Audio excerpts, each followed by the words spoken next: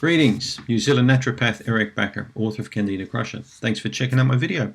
Today we're going to talk about SIBO, so small intestinal bacterial overgrowth, and specifically what are the best kind of foods to eat for people affected by SIBO. So I've just spent probably a good half an hour looking on the internet on different SIBO websites, IBS websites, leaky gut websites, just to get an idea on the kind of information that's out there really for people. A lot of this information is put together by people who never see any patients, but there's also plenty of information put on the internet by people like me who do see patients.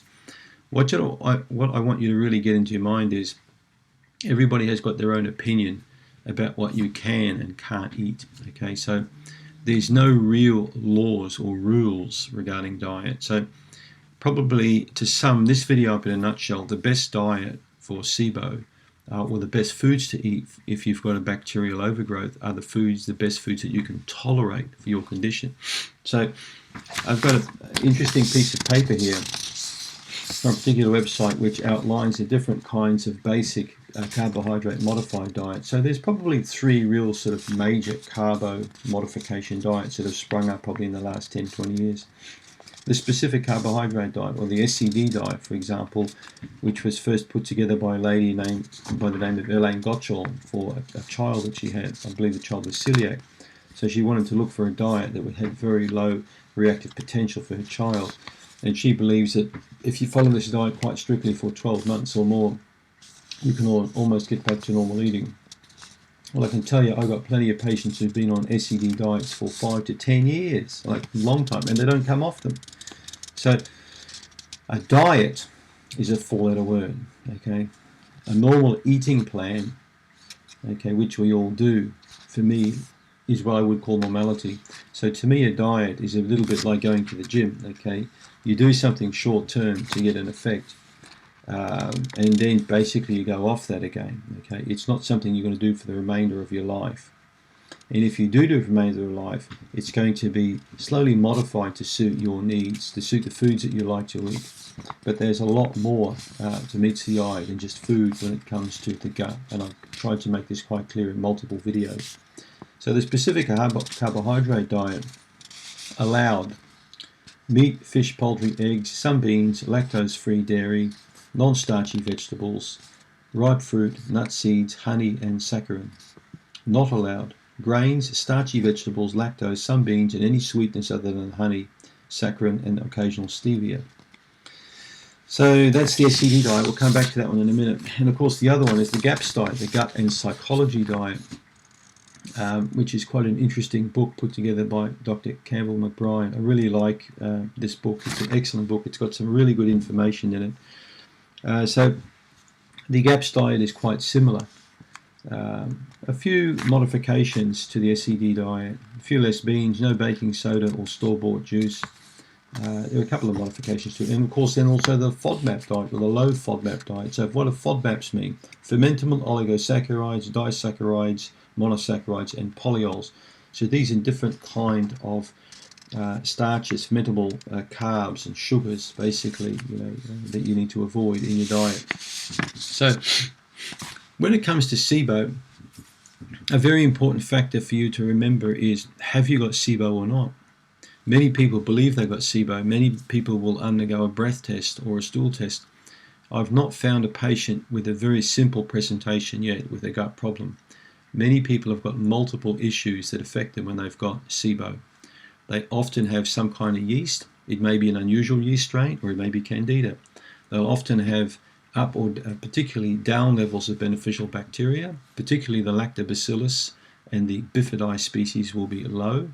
And they'll also have other issues like parasites like blastocystis or Dianthemia fragilis or Pseudomonas, or there could be other bugs there. So when you talk to me about SIBO, I want you to explain to me exactly what kind of condition is going on in the gut.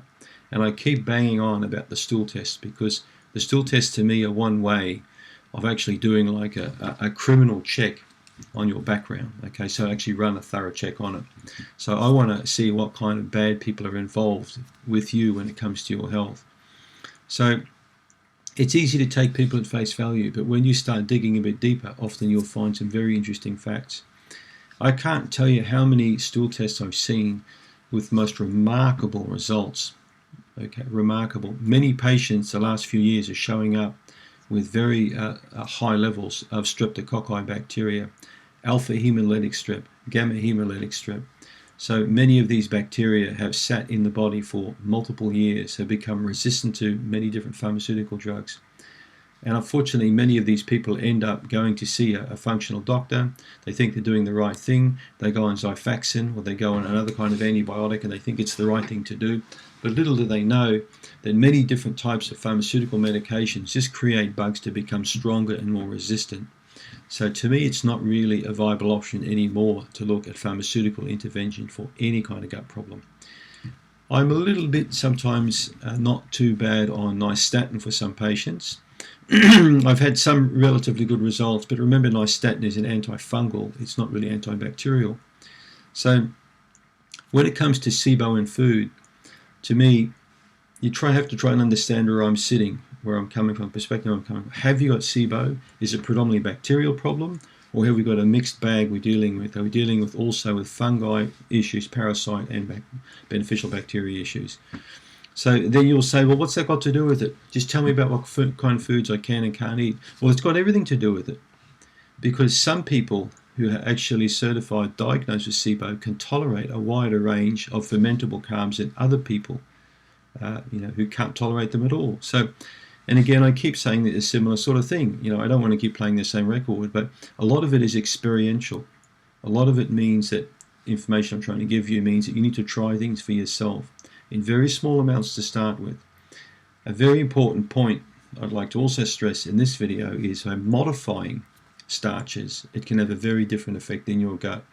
An interesting comment from a YouTube subscriber who said that when he steamed grains, he could tolerate them really well. But when he didn't steam them, he couldn't tolerate them. Many people have told me when they bake chickpeas or bake lentils or bake potatoes or bake pumpkin, they can tolerate that. But when they boil it, they get bloating and gas. Now none of that information is here on these information from these websites. So don't automatically assume because you've got a problem such as SIBO that therefore you have to avoid every kind of starchy vegetable. You may be okay with certain types of starchy vegetables. Some of my patients can tolerate wild rice very well, the black rice. I had a patient recently who emailed me, said that he can tolerate brown rice mixed with a small amount of wild rice or the black rice extremely well, but as soon as he has basmati or jasmine rice or any other kind of white rice, he gets immediate bloating and gas. Many other people have told me that they found the information I gave them was correct, was to start on a teaspoon of cooked rice and then slowly build up to a tablespoon of cooked rice and not to take a large portion size.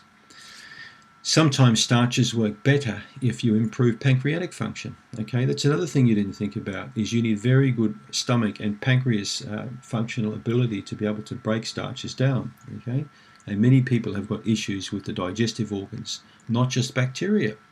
So now you can start seeing it's getting a little bit more murky and complicated. It's not a matter of should I eat this or should I not eat that. It's not that simple. All right, we didn't even come near stress.